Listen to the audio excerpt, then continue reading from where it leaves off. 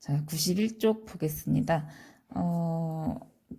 이 부분부터 이제 새로운 내용이 시작되는 부분인데요. 앞부분이 생략이 돼 있어요. 앞부분에서는 이 사람이 회장의 이용을 받아가지고 안 좋은 자리로 좌천이 됩니다. 그런데 그 사람이 이제 이 사람이 맡은 유자가 맡은 일은 바로 사람이 얼마나 다퉜는지 확인을 해보고 보험금을 지급하는 역할이에요. 그러다 보니까 사고를 낸 가해자와 피해자 간의 관계를 조정하는 그런 어려운 일을 맡게 되었다는 걸 보면 되겠죠. 근데 앞에서는 가해자에 대해서도 비판을 합니다. 어떤 비판이냐? 왜 운전윤리를 지키지 않았는가? 왜 위험한 운전을 하는가? 하면서도 자 봅시다. 그가 다루는 사건도 태반이 가해자의 운전윤리 마비증이 자아낸 것이었다. 운전윤리 마비증은요, 한마디로 사람이 보이면 뭐 서야 되는데 뭐 그렇지 않고 난폭한 운전을 한 거 뭐 이런 것도 포함이 되겠죠. 그렇지만 가해자가 그룹 내의 동료 운전수. 자, 이거 한번 보시게요. 여기에서 알 수 있는 거는 유자가 따로 보험회사에 취직을 한 게 아니고 어떠한 거대한 그룹이 있으면은 이 그룹에서 보험 담당팀을 맡습니다.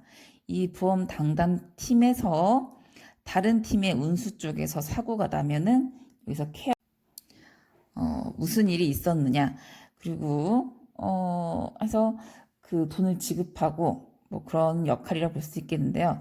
같은 그룹 내의 동료 운전수, 어떻게 보면은 먼 동료 관계라고도 할 수 있겠죠. 그래서 팔이 들이굽는다. 이건요, 비슷한 말로 팔이 안으로 굽는다는 이제 속담이 있죠. 시계 적당주의를 취한 적은 그냥 적당히 봐준 일은 거의 한 적이 없었다. 여기서 알 수 있듯이 줏대가 있어요, 사람이. 그리고 굉장히 사리분별이 바르다. 이게 아무리 같은 편이라 해도 이제 뭐가 옳고 그른 걸 알 수 있는 거죠. 다만 사건 처리에 필요한 서류를 갖추기 위해 신상 기록대장에 있는 주소를 찾아가 보면, 자, 누구의 신상이냐면은 가해자입니다. 같은 그룹에 소속된, 그러니까 한마디로 이제 운전자들이에요. 화물이라든지. 그래서 보통 일수는 보통 비탈진 산꼭대기에 더댕이진, 이 더댕이라는 건 조각진이라는 뜻인데 이제 붙어 있다는 뜻입니다. 무허가 주택에서 근근히 새빵살이를 하는 축이 많았고, 더욱이 인건비를 줄이느라고 임시로 쓰던 스페어 운전수들, 그 인건비 때문에 이제 스페어 남는다라는 얘기인데, 이거는 그러니까 임시직 혹은 계약직이라고 보면 되겠어요. 그래서 아무래도 정직원이 아닌 운전수들이 특히 사는 꼴이 많이 날 때에는 그 운전자의 자질 여부를 떠나서 그 사람이 잘했건 잘못했던 간에 현실적인 딱한 사정에 괴로워하지 않을 수가 없었던 것이다.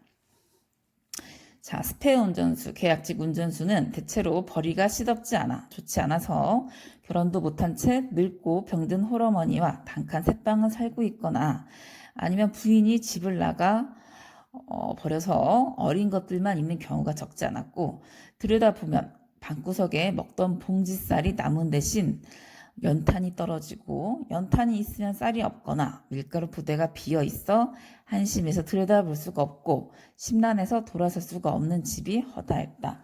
이게 바로 계약직 사람들의 현실이라고 볼 수 있겠죠. 그래서 굉장히 곤궁하게 살고 있다. 물론 여기가 그러한 무허가 주택이긴 하지만은 우리가 이걸 감안해 듣는 게, 여기에서 시대적 배경이 70년대입니다. 도시화가 가속되던, 그러니까 더더욱 어려웠다고 볼 수가 있겠죠. 자, 여기서 나옵니다. 왜 유자라고 불리는가? 자, 그는 결국 주머니를 털었다.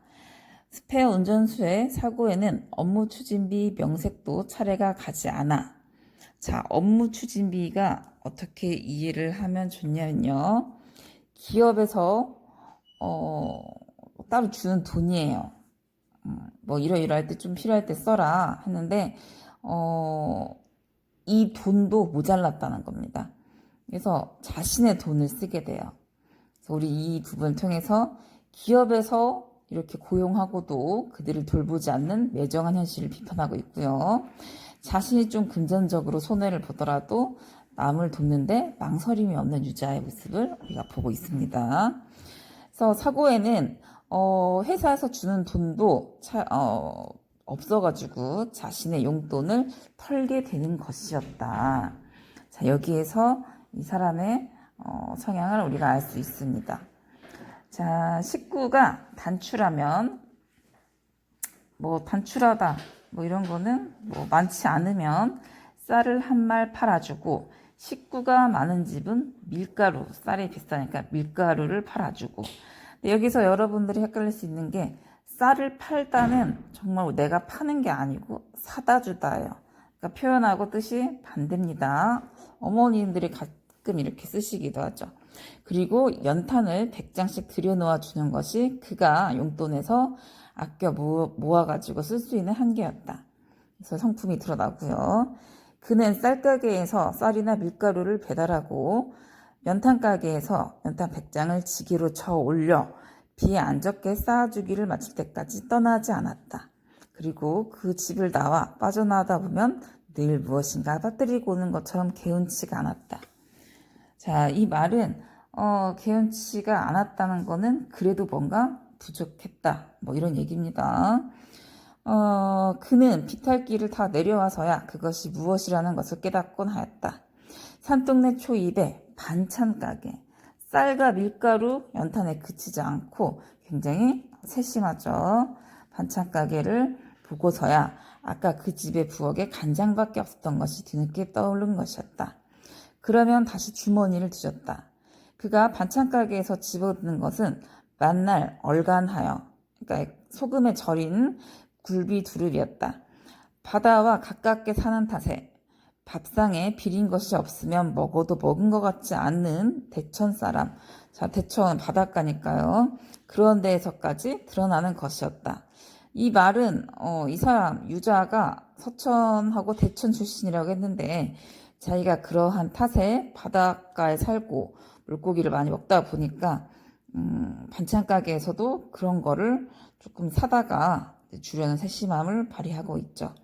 그래서 도로 산비탈을 기어 올라가서 굴비를 개나 고양이의 손 안 닿게 야무지게 달아줬다. 이런 얘기겠죠.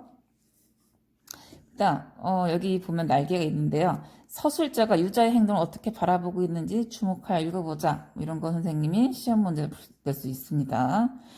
자, 뭐뭐뭐뭐 괴로워하지 않을 수 없었던 것이었다. 한심해서 뭐뭐뭐뭐 허다한 것이었다.